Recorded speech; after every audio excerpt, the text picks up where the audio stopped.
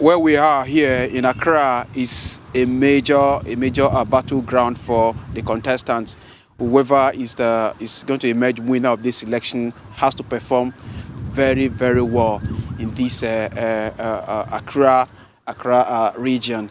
Another very key region for the contestants that will be that is very key for whoever is going to emerge is the Ashanti region, and the contestants, especially the two key contestants, the incumbent president and his familiar foe, Mr. John Dramani, they all aware of the need to fight very hard to win majority of the votes in these two key areas. Of course, there are other ones. Of course, we have 16 regions across Ghana. In each of those regions, you must have a very significant. You must make significant inroad, but very key.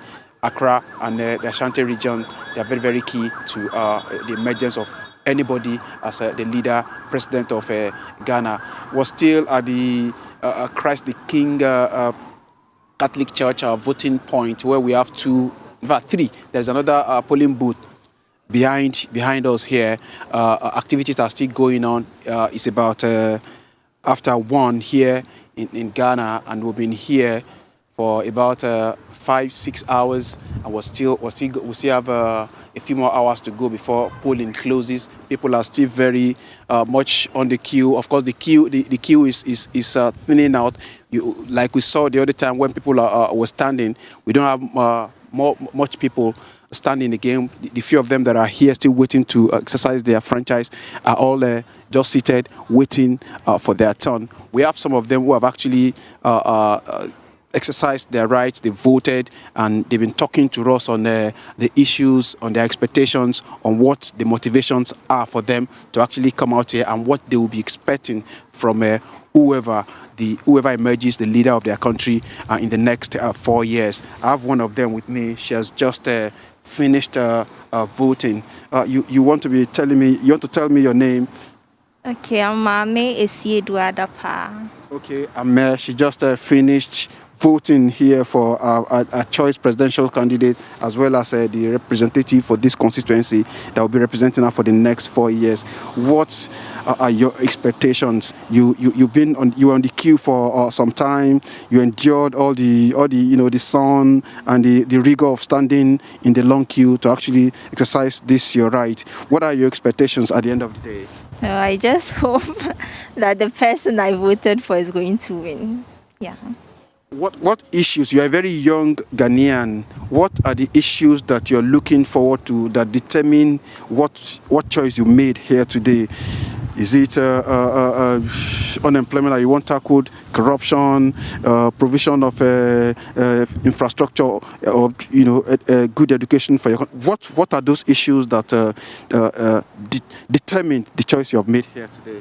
The issue of especially unemployment, because very soon I'm going to enter into the world, and I'm hoping that by the time the president has been elected, by then things would have been better, because in about 2 years I'll actually be into, like, as in getting employment. Meaning you are a student now, you are studying now. Where are you studying? In KNUST. Okay. Yes. What course of study are you? Geography. Geography. Rural development. So you're expecting that whoever emerges now will put in policies in place that will ensure that young Ghanaians like you, who are training to be professionals, are able to get meaningfully engaged at the end of the day. Exactly. Okay. Yes. And you expect, you've made your choice based on the campaigns, the promises that the politicians have made. Exactly. Okay. Yes. Yes. And you'll be expecting that whoever emerges will keep to the promises. Yes. Okay. Thank you very much. You had one of them, one of the voters here who have been on the queue, and she has just voted. A student who is studying geography, and she actually wants policies that will be in place for an emerging professional like her to be able to fully express herself when she finishes her study. I have another gentleman with me here who has equally been through the process. He has voted, and he's going to be telling me his expectations, his experience, and what future he's expecting from his great country. Please tell me your name. My name is Joseph Dapa. Mr. Dapa, you have exercised your civic right here by coming out to vote for a presidential candidate and a parliamentarian that will be representing you for the next 4 years. Exactly. What informed your choice, the choice that you've made here today?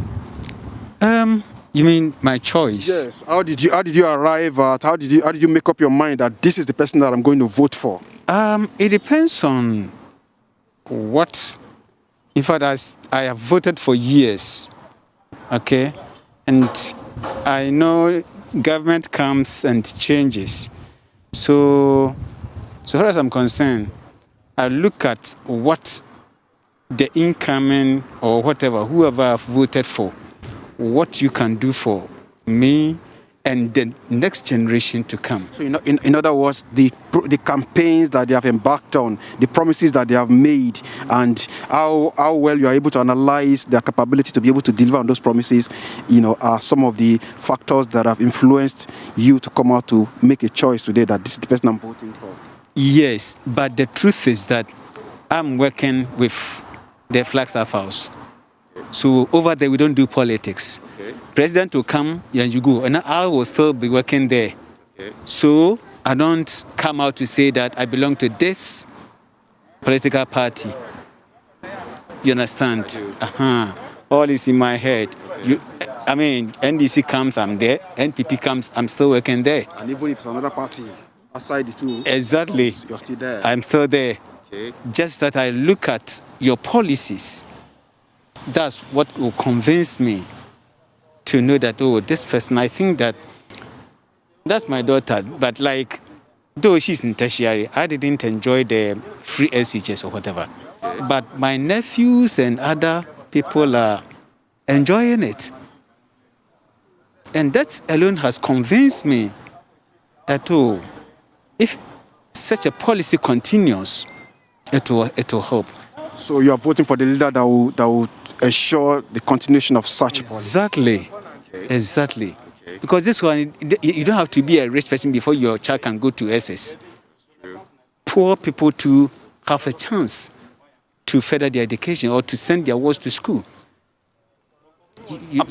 Apart from the issue of good education and opportunities for young Ghanaians to be able to afford good education, what are those other issues in the immediate that you think whoever emerges from here today should be looking at to ensure that Ghana achieves a prosperous future? Let me reserve that one. Thank you very much, Mr. Dapa, for talking to us. Okay, he's a patriotic Ghanaian who has come out here, and you heard from him that the young lady that we've just spoken with is her daughter, and he's so impressed that he's able, despite his not being rich enough, is able to actually send her to acquire good education, and he would like whoever emerges from this contest today to be able to sustain such policy as well as others that will ensure that a secured future, a prosperous future is achieved for Ghana through a good democratic process like we're witnessing today that has allowed majority of the people to come out to freely express themselves without any fear of intimidation, without any fear of harassment by anybody. That is the kind of Ghana they have been seeing, they are used to, and that is the kind. An improvement on that is what they want to see in the future, no matter who emerges, whether it's from the two big contestants like we've been saying all along, or even outside the two of them, whoever emerges, they want a better future, and that is their hope, that is their aspiration, and they wish that will come true at the end of the day. Can you hear me, Tokumbo? Can you hear me? Yes, I'm with you. Okay. Yes, I want to start by commending you for holding vigil right there. Just taking on from Ndi's question about pivotal regions, and I like the fact that a lot of people you brought forward were talking about the issues that matter to them. I came across a friend of mine from Ghana sent me, I guess it's something of a light relief, referencing some of the promises of Nana Akufo-Addo in 2016 and contrasting them with what he actually delivered on. Do you feel the impression, how favorable or what are the, I'm trying to get you to give me some sense of an appreciation of whether the incumbent president is favored or tipped to win the elections. Do you get any sense of that at all? Well, it's neither here nor there. While some people would queue behind the incumbent president, for having achieved some of his having delivered on some of his electoral promises, some others will equally tell you that some major promises that he made when he was coming in 2016, he has not delivered on them. Key, in such promise is the promise to deliver an industry in each of the regions across Ghana. Some Ghanaians say he has not been able to deliver that, and that is a negative for him. But while he has not been able to do that, some have equally been commending him for some other policies that he has initiated, that he has put in place, especially as regards the COVID-19 response by the government, where households water have been given to majority of the households in Ghana for free, and even electricity subsidized for majority of the poor and even the middle class. So it's neither here nor there really.